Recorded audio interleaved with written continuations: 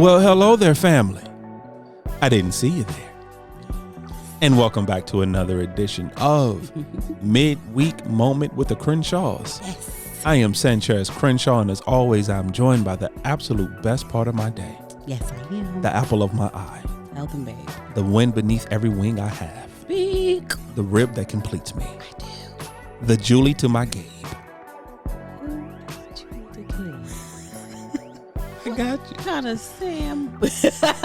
Got you. Julie engaged. The Julie to my Gabe. Is this some old 1970, 1980 show? Actually, it's the 70s. See, ain't nobody got time for baby. It's early to mid 70s. Nobody got time for that. But I'll give you a couple of hints. I don't need a hint. I don't know. Once I give you the hint, you will know. Okay, baby. There was a group of students called the Warthogs. Welcome back, Carter. There you go. Yes. Come on, somebody. Gabe Carter. I hope somebody out there clapping There for you me. go. Clap for me, people. Vinny Barbarino, Yes. Epstein, Yes. up your nose with a rubber hose. Yes. I used to love, even though, yes, Welcome Back Carter was technically before my time. Because Really? I was born in the late 70s. I'm an 80s baby. I was brought up in the 80s. But I used to love going back and watching reruns. Like my favorite part of the show was always the end. Because anyone who's not familiar with Welcome Back Carter, the gist of the show was Gabe Carter. He was in a part of Brooklyn in one of the local schools. My hometown. Yeah. And he had went away, came back and as a teacher in his old high school. And so, but one of the things at the end of every show, he used to always tell these long jokes that were never funny. To him, they were funny. But to him, they were the most funniest things in the world. But it was a running theme that the show always ended with him and his wife, Julie, sitting on their couch. And he would tell this random joke that was never funny. But his delivery and his commitment to the joke is what made it funny. Gotcha. But yeah, welcome back, like Carter. me, because I tell jokes. I'm really good at it. Yeah, but I think that what it is I think that you and your children, yes, ma'am, are jealous because of what are we jealous of? Of my jokes. I think I'm very funny. Actually, are you? I'm very. I'm very. Are you sure? I'm very funny. Now you're witty, but you guys are jealous. No, you're witty. Now you are. You're very intelligent. Listen, you're witty. I'm funny. I don't. Out of all the things I would say about my wife, my jokes are funny, and it's right. My jokes be right on time. But see, here's the thing with you, and when I'm gonna laugh at my jokes when I say them. Yeah, but you're kind of okay. The best way to describe you is that yes, you are funny, but you're unintentionally funny. Right. When you're trying to be funny, like when you're trying to tell a joke, no, you're not very good at it. I do great jokes, but when you're not trying to be funny, and you're just being you. You are hilarious. Listen, I'm just saying, people, they jealous. What's going on, family? What is going on, y'all? I am Angela Crenshaw. Thank you. I was wondering when you was going to say your name. What is going on? That is my wife, family. What is going on? Family, that is my wife. I was trying to figure out how long it was going to take you to introduce yourself. Because I wanted the family to know that I was funny. Because you were saying, I thought you were saying that Carter and his wife, Julie, because I was the funny one. No. So, that's not. And my delivery is kind of weird. Not at all. Well, okay, cool. No. That's not what you were trying to do? No, ma'am. Okay, and what I never want to do, and see, now I got to go back and clean up something. Okay. Because we have always told the family that what we're about is a foundation of truth. Yes, we are. We stand on truth. We tell our truths. We do. We're very transparent. We transparent. But you started this episode on a whole lie. How? Saying your jokes are funny. Okay, you know what? We're not even going to discuss. I'm going to let you housekeep. And then one day, maybe not today because you're going to be looking for it. Right. On one of these episodes, I'm going to tell one of my jokes and watch the family be like, yo, she is mad funny. That's all I'm saying. No, housekeep, bro. Housekeep. Just get your housekeeping on. I ain't got nothing else to say. For our first time listeners. Bless y'all. We consider you guys family. Yes. So first time listeners, welcome to the family. Welcome to the family. Welcome to the family. However you found us, whether it's iTunes, whether it's Podbean, whether it's Spotify, whether it's Google Play, whether it's Amazon Music, whether it's iHeartRadio, or on our own personal website at www.thecrenshawcorner.com. Yes. We thank you guys so much for being a part. Thank you guys. We are so happy that you guys are here. For our returning family members. Come on, fam. You already know how we feel about you. Not bad. Now, first time family. We love you. Yeah, we're so glad you're here. Yes, there is a place in our life for you. Our life or our heart. Our heart, our life, our heart, all of it. There's a place. There's a place for There's you. There's a place for you. Place for us. Sing it. Oh, time and place for us. We just want to give y'all that first time that we love y'all, and it's a place for. You're not gonna do this today. We're not gonna keep doing trivia. My second favorite musical of all time. First, is it? No. Well, your first one. My second favorite. Okay, wait, no. Guys and Dolls are your first. It's my first. And then West Side Story is your there second. You go. Come on, I love you, honey. Tony I'm married Maria. to That you, was bro. Tony. I'm That married was Tony to you. Maria. There you go, girl. You know me, girl. You know me. Do you know my favorite of all time plays? Yeah. Hold on. Play a musical. Play musical. Your favorite musical is The Wiz. Yes. Because that's the only musical you actually like. That's the only music you like. No, actually, there's another one. There's my second one Tyler Perry's don't count. No, I'm not talking about Tyler Perry. None of his plays count. Oh, you don't know. You don't know? Hold on, you have a... Yes, I do. I do. And your favorite song is on that musical. My favorite song? Mm-hmm. Mr. Oh, yeah. How could I forget Chicago? Yes. Mr. Cellophane. Chicago. Mr. Cellophane. Loved it. Wouldn't you? Did you go housekeep? See, you got me on Mr. Cellophane now. Yeah, that Housekeep. I forgot. I got caught up in Mr. Cellophane. I don't even know where we were. We are thanking the family for being here. The returners. The returners. The returners. Who stick with us through this nonsense that you be doing. Getting us off track. Did we tell them everything that we on? Yes, I did. We did that part. We did. I told them everything we on. I did that with the first timers. First time family, we sorry, y'all. Hey, just stick with us. Just stick with us. Here's what you do, have good family. intention. Yeah, I'm gonna give intention is good. First time listeners, I'm gonna give you some advice. Yeah. Just ride it out. Right. And figure it out on the end. Yeah, ponder it after the podcast is over. Just ponder it. For right now, just keep all hands and feet inside the ride. Yes. And then when the ride comes to a complete and total stop. Then figure out what ride you were just on. And why was you on it? Hey. Yeah, that's what we got to say. That's what you got to say. That's what you got to say. But family, also, welcome to the cookout. Yes. Make sure hopefully you brought some aluminum foil so you can what? Take something with you. Take something with you. A Crenshaw nugget. Something. We say that, family, simply because we like to have fun. We do. Every once in a while, my wife will take us down a rabbit hole. I'm going to be silent, my wife will just have the train come off tracks. I ain't gonna say nothing, y'all. But the one thing we try to do in all the chaos. What? In all the chaos. Okay, carry on. The one thing we try to do, we try to leave you with something. We do. We try to give you a different perspective. Mm-hmm. We try to give you a nugget, something that you can take with you. Yes. So we say, make sure you bring an aluminum foil so you can take something with you. Take something with you, fam. Now, family, also, we consider ourselves an interactive podcast, which means we can be found on the socials. Tell them about it, baby. Tell them. We're on Instagram. We're on Twitter. We're on Facebook, all under Crenshaw Corner. And, of course, you can reach us at any time via our email address at thecrenshawcorner@gmail.com. Mm-hmm. Once again, thecrenshawcorner@gmail.com. Yes. Now, family. Oh, my goodness. It's the month of love. It's February. Family, it is still February. My love tree is still up, people. I don't care if if beautiful love Day tree. is over. It's up. It's still up, folks. I'm okay with it. I really don't want her to take it down. It's a beautiful tree. It's become part of our home now. The decor. It's part of our decor. So the tree is here to stay. It'll probably be up to Christmas. Or is it because it's really big and you don't want to take it down? Well, I'm not going to take it down. Oh, wow. That was great. So I didn't put it up. Great. I had nothing to do with it. Great. I'm not going to take it down. I thought if we put it up, you take it down, babe. I thought that was So here's the thing. Okay, cool. If you're waiting on me to take it down, okay, it's going to grow roots.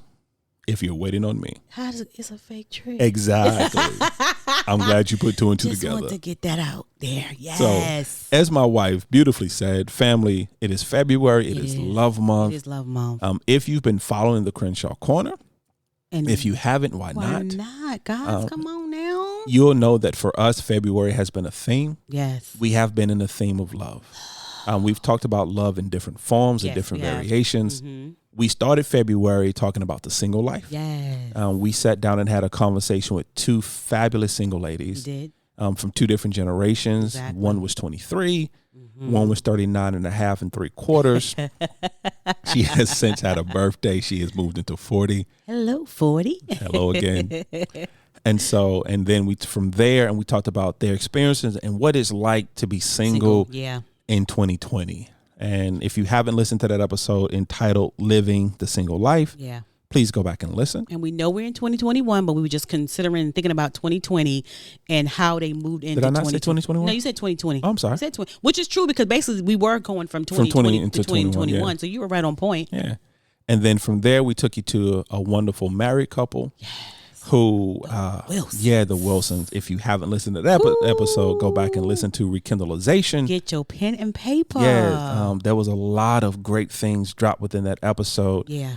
Taking you through what it's like to be married and the highs and lows of married. Yes. You know, when kids get in the way, when life just gets in the way. How do you get that fire back into your marriage? How do you keep the fire. Yeah, and once you get it, how do you keep it it stoked? Keep it burning. So they spoke about that. Once again, if you haven't listened, go back. Please listen, guys. Seriously. Yeah, so family, and then this upcoming Friday. Now, family, if you've noticed, this episode went up a little later. Yes. Than our typical Wednesday episode. It did. You know, if you follow the Crenshaw Corner, if you follow Midweek Moment, you know typically these episodes are released very early in the morning. Yes, they are. You can by the time you get up, you can typically find Crenshaw Corner or Midweek Moment. Yes, you can. But family, if you've noticed on this particular episode, if you're listening to it the day it was released, you'll know it was released later in the day. It was. It is. And there's a reason for that. Yes. Because this episode is a After Dark. And it's just an after dark, just a small moment. A small after portion. dark to kind of get you ready for the large portion That's coming on Friday. on Friday. So family, I'm going to go. to me. So family, in this particular episode is coming up on this Friday. Yes. For Crenshaw Corner. Yes. I start the episode by Telling you. warning family. Warning and telling. There is a viewer discretion is advised warning. Yes, it is. And it's nothing vulgar. No. It's nothing. What was the word? Vulgar is nothing. I think vulgar is a good word. Let's leave it at that. Yeah. But it's honest conversation between adults, between married adults, about what sex looks like in the marriage. With passion and fire and sexuality and because vulnerability, intimacy, all of that. And we're having conversations with a married couple. Oh, incredible. Honest, transparent. A Christian married couple. Yeah. We're having a conversation that, to be honest, even in 2021, that a lot of Christian married couples do not have. So we came to this episode to go back to Genesis. We came to this episode naked and not ashamed. And we left a lot of things on the table. Yeah. So what we wanted to do was just kind of give you a little bit going into Friday's episode. And to be honest, my wife does not even know what I'm about to ask her. Oh. But I got a question for you. Well, then don't ask me. Oh, no, I got a question. I've answered all the questions. Nope. The trivia questions are over. I'm good. Nope, You keep I got talking. one for I'm you. good. Okay, I got one for you. Go ahead. Who was and what was, or not what, when was the first real honest conversation you had about sex? Not never. Not never? Not never. You know what? I won't say that. My education in reference to intimacy or sexual content or anything like that did not come from any adults. It came from like my girl cousins. And to be honest, we all didn't know nothing. You know what I'm saying? But making it up as you go along? Making it up as we went along. It was from my girl cousins and my guy cousins because we always hung out together. Right. And, and it was more listening to the guys and going, you dumb. You stupid. That's what? Was that the reaction? Yeah, you dumb, you stupid. That's dumb. Like who? Because they were very candid about it. Like, yo, I'm about to, whatever they were about to do, whatever. Right. And we were their sister, their cousin.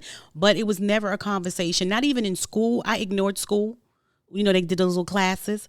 The sex classes or whatever. Yeah, the sex ed classes. I ignored that because it didn't tell me nothing. You ain't helping me. That's dumb. It all was dumb for me. I wanted something. I don't know what I was looking for. What did you want? Visual aids? I don't know what I wanted, but school wasn't giving it, and so my mother, my family, my grandmother, that was taboo. What we not fenced to do, even though they had 1,000 children apiece, no one discussed anything that had to do with sex. They just did not.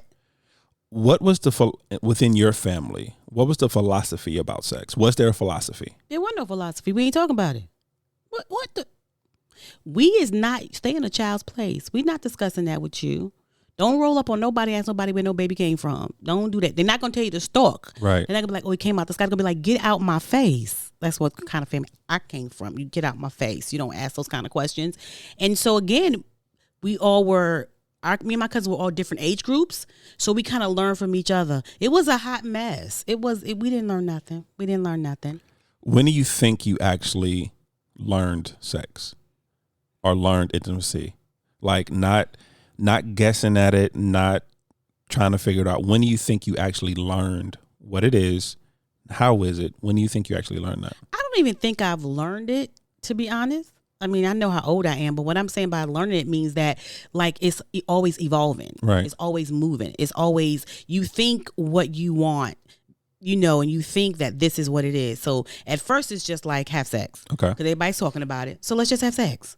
You know what I'm saying? Then when it's over, you be like, now what is everybody talking? Not that it wasn't good or bad, but like, what was all the hoopla at that point? Because in your mind, the way that people talk about it is this big explosion thing or whatever the case is. And for me, I didn't have that experience. I didn't have the big explosion because I was, a lot of people do know and a lot of people don't know from the family, but I was violated in that area at a very early age. Right. So to me, it was already, by the time I was about 7, 8, or 9, it was already like, ugh, for me. So by the time I got older and listened to my cousins talk about it, it was like, none of this makes any sense because what I experienced inappropriately didn't go with what the school taught and what I heard my cousins talk about because I thought it was all stupid at that point. Does that make sense? At that point, you already had a very tainted view of what that was. Okay. And the view was that it had nothing. Well, my girl cousins was like, it was all about them. For me, because it was tainted, it was never going to be about me at that point. Right. But then I grew up and got older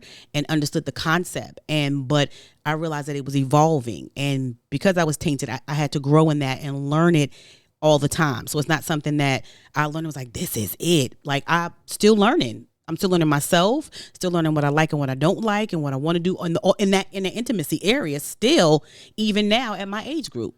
Do you think the lack of conversation, the lack of information, the taintedness of it coming from early age to your adolescence, to your teenage years, going into your adulthood, do you think that affected our marriage? I think so. In what way? I think because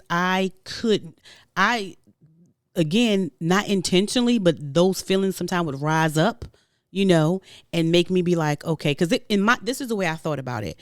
Either there was 2 ways that it was going to go for me in my mind when it happened to me when I got older. I'm either going to be very promiscuous because it happened and be like wanted all the time because I was violated at a young age and think that that's the way it goes. Right. Or I'm going to be very much like, get away from me, die. I don't want another man, another dude to touch me or whatever the case is. Like a whole die. Yeah, like a whole die. So it's either promiscuous or a person that just did not enjoy sex. And I wasn't promiscuous at all because I always had long-term relationships. So it's more so like not enjoying it for myself until I got older, more so like, well, this is what he wants. So because that's how it happened, this is what he wants. And I brought that into every dynamic of sexual relationships that I had where that's what he wants. So I'm just going to give it for him, not even thinking about myself till I got a little bit older, where no, I want to be satisfied. I want to orgasm. Ooh, can I say that? I can. This is our show. We say we want to say. I want to orgasm. I want to feel good. I want the passion. I want to be the person that comes on to the other person, not somebody come on to me. Right. And I had to start learning that, and that's a process. You wanted to be in control of your sexuality. I wanted to be in control of my sexuality, and for a very long time, I was not. It was the control was taken from me, and even though I got older and it's been so long ago, I've had better days than I've had latter days. But every now and then, it rears its ugly head. So in my life goals going into having sex and whatever I did, it was more so for the guy. It was never for myself. When did that change? Did it change? It changed. It changed during our marriage. It didn't change before our marriage, but it did change during our marriage. You know what I'm saying? I think it did because you were very patient because you knew, because I told you from the beginning about my childhood and I told you about those things. And so you knew already. And I think you were more patient to that. I always felt bad for you in that area. What do you mean? Because that's a lot of patience. Some days I want to be touched. Some days I don't want to be touched. Some days I'll do it for you. And some days I can go without it for a very long time. And I'm good with it. And I just felt sometimes bad for you because what someone else did to me is you're reaping stuff that didn't belong to you, if that makes sense. I don't know the word I want to use right now. No, it makes sense. And when I say this, I don't know if we've had a portion of this conversation before. Yeah. The portion we're about to go into now, I don't really know if we've ever had, to be honest, in 21 years, I don't know if we've ever had this particular conversation. Yeah. And when I say this, I'm trying to be very delicate when I say what I'm about to say. The reason I was able to be so patient with you, because I love you. Right. That goes without saying. You are everything to me, and you are always more important to me in a whole than just one thing. Right. You know, it was never about just one thing with you. It was never about just the physical. It was never about just your intellect. It was never about just your, it was never about just, it was always the whole when it comes to you. Right, right. But throughout my career, you know, I always say my career. You crack me up. Throughout my career. Put my jersey up, y'all. Yeah. Put it up. Yeah. And I don't know if it's more, I don't know if it says more about our culture, that a lot of the interactions I've had throughout my life has been with individuals who have been through what you went through. Right. Say what it is, molestation. Yeah. A lot of the females that I dealt with growing up, and it was never, I didn't walk around with a sign like, you know, if you've been molested, let's date. It was never that situation. Right. It just, as I got to know these young ladies, as we talked, similar stories came out. Right. And I found myself having to deal with a lot of young ladies, and at that time at a very early age, because I'm talking about in my teens, I'm talking about in my early, late, mid-teens, my early 20s. I'm interacting with these young ladies who had been through that, from family members, from cousins, from uncles who had been through that. Right. And so it gave me, when it came to you, it gave me a whole different perspective on it, to understand, you know, I have, this can't be done the same way. Right. You know, and to be honest, I can't approach you the same way I would approach someone who has not been through what you've been through. It's the same thing. If you've ever spoken to a crime victim, a murder victim, or whatever, well, you can't speak to a murder victim, baby. But you know what I mean. A family member of. There's certain ways, there's certain conversations and certain ways you have to navigate with that person that I can't navigate with a person who's never been through that. Right. So that was one thing for me that allowed me to, I can never, because I've never been through it. Right. So I can never fully understand, but I can empathize. Yeah. And so that's one thing that helped me have empathy when it came to that, because I had dealt with, unfortunately, so many young ladies before me who had been through that. Right. And so it helped me have a better understanding. It helped me navigate it a little better. Right. And I think talking about it too is because right now what happens when it comes to intimacy and when it comes to sexual things, we bring a lot of baggage too. We bring a lot of baggage with that. Not just, even if you haven't been tainted in that area, you bring a whole lot of baggage of maybe you the person who like to be a freak, and then the other person doesn't. And if you're not having that conversation, like, babe, I'm freaky, and then the other one be like, but I'm not. How do you come to a mutual agreement on that? Without having that conversation, you know what I'm saying? You have to have the conversation. And I'm glad you had the conversation about baggage, because I brought baggage, into our relationship. I brought. Because for me, to kind of go back to the initial question I asked you, the philosophy in my family was don't do it. That was a philosophy. Yeah. You're going to hell. Oh, wow. That was the philosophy. I can see that, yeah. I come from a very Christian, well, not very, but I come from a Christian background. Right. And I'm not knocking it. I love it. I'm still a Christian to this day. I'm very thankful for it. But I grew up the grandson of a Baptist minister. I spent the majority of my time in my grandfather's home, and my grandmother. Sit your tail down. Yeah. So this whole premarital sex thing. Yeah. What you going to hell? You're going to hell. And that's all I heard. Right. I wasn't told. No one ever had the sex talk. I'm doing air quotes. Wow. No one ever had the sex talk with me. No one ever had the birds and the bees conversation with me. Right. No one ever told me how babies are born. Right. And so I've never had those conversations. So do you know how I learned about sex? How you learn? Pornography. Okay. That's how I learned about sex. That's the truth. Yeah.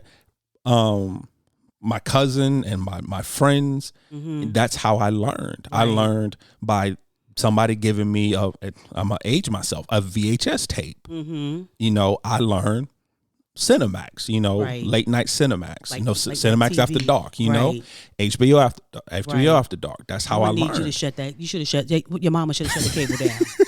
I'm gonna call her later because that was wrong. Should have shut the cable down. But anyway. Yeah, but that's how I learned. Yeah, absolutely. Which gave me a whole different what's the word I wanted to use?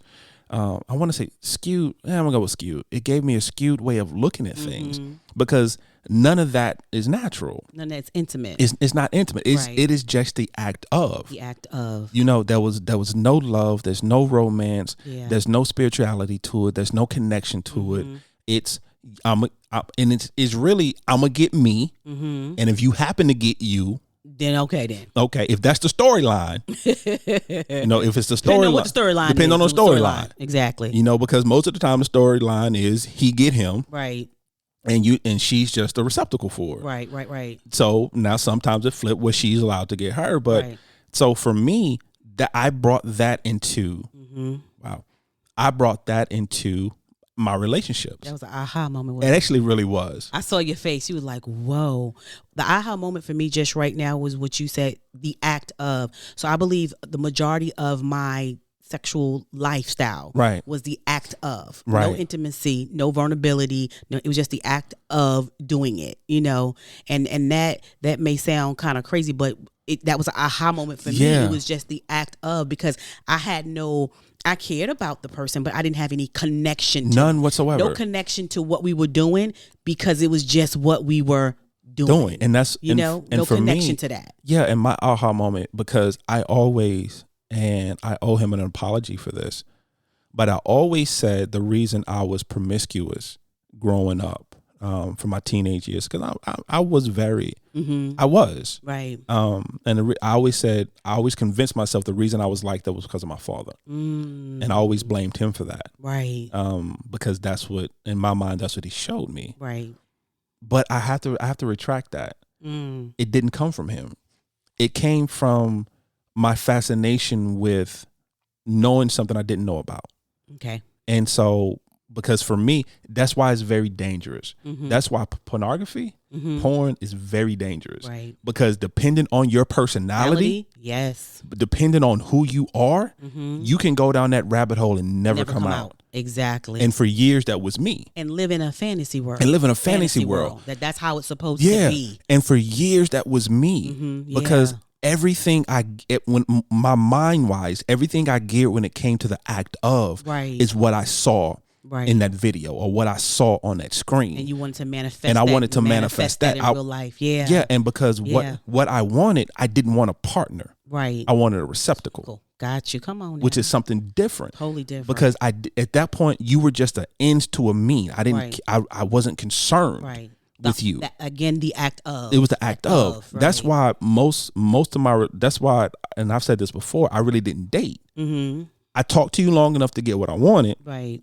And then once I got it, I wasn't interested anymore. Wasn't as interested. I wasn't as interested. It's the chase. You didn't intrigue me as much anymore. Right. So I moved on to the next thing. And that's why it's so dangerous that parents do not talk to their children, not even about sex, but intimacy, vulnerability, and stuff like that. Because at that point, you become so rigid and just wanting to do the act that you don't understand what you're giving up of yourself. Yeah. To be honest, because there's so much of yourself in that you're giving up, whether you believe it or not. And I think that when we don't tell our children that, and we don't explain to them about intimacy, and we don't spring, because I think back then they thought they were so scared to tell us about it because they thought we were going to want to do it. That's exactly what I was about to say. But the lack of telling us makes me want to go do it more. Want to go do it more, right? And for me, it wasn't even that. It was like, well, if somebody want to do it and I think they look all right, I'm like, all right, whatever.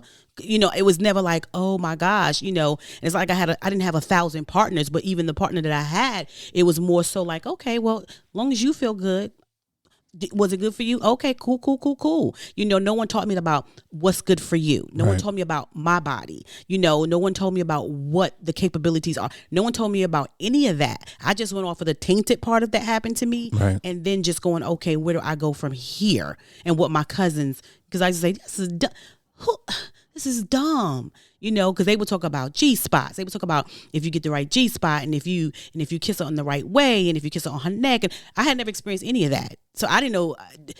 That's dumb. So if you kiss her on her ear, she gonna want to. It was that kind of. Yeah. I know it seems cheesy and it was simple, but that was for me. That didn't make any. It didn't equate to me. You know what I'm saying? It just did not make sense to me. I think you said it perfectly. Mm-hmm. It's not even back then. It's now that parents are, once again, talking in general. It's not everybody. Not everybody. But parents are scared to have that conversation with their kids. Right. Because A, it's an uncomfortable conversation to have. It is. No one really wants to have that conversation. I have it. B, because you feel like if you open the door to the conversation with your kids, right, it's going to make them more curious. And make them want to, like you said, go out and do it when that's not your intent. And they're gonna, and I didn't even cut you, but I was just thinking about this, and also how curious they're gonna be about your sexuality. Right. What did you do when you were younger? Then start asking you questions. You start asking questions, and then where you done taught them this whole thing, and they be like, "Oh, so you had sex before you was married? Okay, cool." Once again, leads to uncomfortable conversations. Uncomfortable conversations. Yeah, absolutely. And when in all honesty, what we're doing is that we are making them more curious. We're skewing their perception of what it is, allowing them to get information from the wrong people. Allowing them to get information because I got wrong information. William Bowie. Baby, who's William Bowie? William Bowie. Baby, who's William Bowie? Was a friend of mine in like second grade. I was like second or third grade. I was in grammar school. We were sitting there one day in class. It was like towards the end of the day. In second grade? It was like second or third grade. It was early grammar school. And he asked me, what color does semen turn when it hits a white rag? These are the kind, once again. Did you say second or third grade? Second or third grade. I am not joking. This is not hyperbole. I am not making this up. I'm done. I don't even know what to do. And William, if you listening, you still my dude. I still remember you from 40 years ago. You still my dude. William was a Vietnamese Filipino. I think he was Filipino. One of my first Filipino friends. But this is the conversation we're having. So I have no clue. Right. Because I don't even know what semen is. Right. Second, I hope you ain't go ask granddaddy. No, I knew better than ask him though. Don't you ask nobody. But once again, and the reason I say this is because once again I said second grade. So this is early 80s.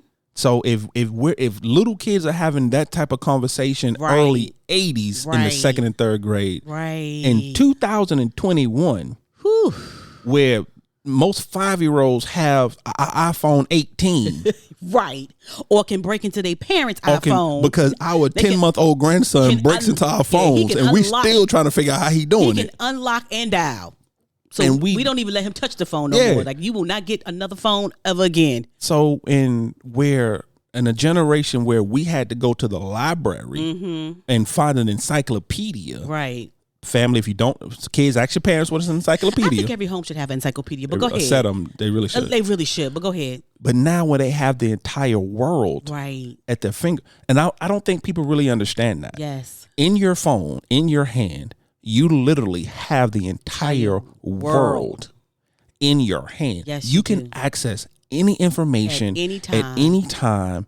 Yes, on replay and on time and replay at any time you want to do it. Absolutely. So, and the gist of this particular portion of the conversation is, you may not be having the conversation, but somebody is having the conversation with your children. So if the conversation is already being had, why not control the narrative? Yeah, make sure that you understand what they're saying. Yeah, because and I'm not saying no. Did I want my mother or my grandfather, my grandmother to sit down and be like, okay, this is a penis, this is a vagina. No, I'm okay. This is what you do. No, that's not. No, that's not what I'm saying. Right. But what I'm saying is, you said it best. Yeah. The emotional part of it, aspect of it, the spiritual aspect of it, the connection aspect of it. Yeah.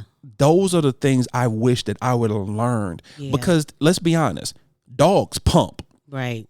That's not the hard part of sex. Right. Anything that procreates can pump. Exactly. So that's not hard. Yeah.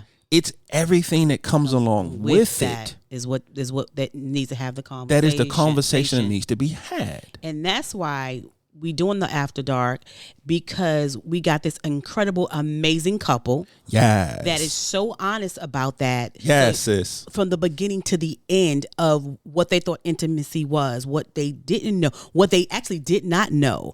They went to therapy to find out, to try to learn each other, because they did not know. They didn't know. And so I will let them tell their own story, but understand this, we bring so much baggage and so much stuff into our bedrooms that it's very difficult to be intimate and vulnerable if you're not having the conversations. Yeah. If you're not saying, what do you like? When I did it this way, was that good for you? Do I need to put my leg up? Need to put my leg down? What are you fantasizing about? What do you like? What do you want? And I think a lot of married couples don't have those real conversations, and they just think that we love each other and we're doing it. But what if the other partner's really not enjoying themselves? You know what I'm saying? Because we're not giving each other room and space, because we talk about that all the time. Yeah. To say, hey babe, I don't like that position, or I don't like the way you're doing it, or I don't like, let me tell you what I do like. Let me help you. What if I tell her this and she looks at me different? Or what if I tell him this and he looks at me different now? Right.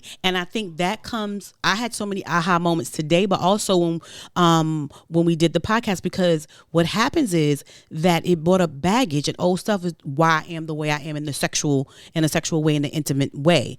And so we are so excited to bring this couple we really to you are. guys, because they were very transparent in reference to that. I just feel and believe that this conversation today, as well as Friday's conversation, will begin to pull up bondage, and that you've been holding on to, and break bondages and break chains in reference to being intimate and having sex and making love and all of those good things. So I'm excited about the conversation. So what's your final thought, babe? Janelle and Robert. That's your final thought, Janelle and Robert. All I got for you guys is Janelle and Robert. I always get their name wrong. Barrett? Batten. Don't kill us, guys. Bratton. Yes. Bratton. Listen, Bratton. Let me tell you something. Y'all ain't even ready for Robert and Janelle. I'm asking you to make sure you're not around anybody. No kids, nobody. Because this is just for you. Honestly, I think this is an intimate conversation just for you, to help you out of any bondage that you are in those areas. So that's what I got. My final thought is going to be really simple. Keep an open mind. Mm-hmm. Go into Friday's episode and every episode and every conversation after that. Yeah. Go into it with an open mind and keep an open mind. Yes. Family. Thank you guys for listening.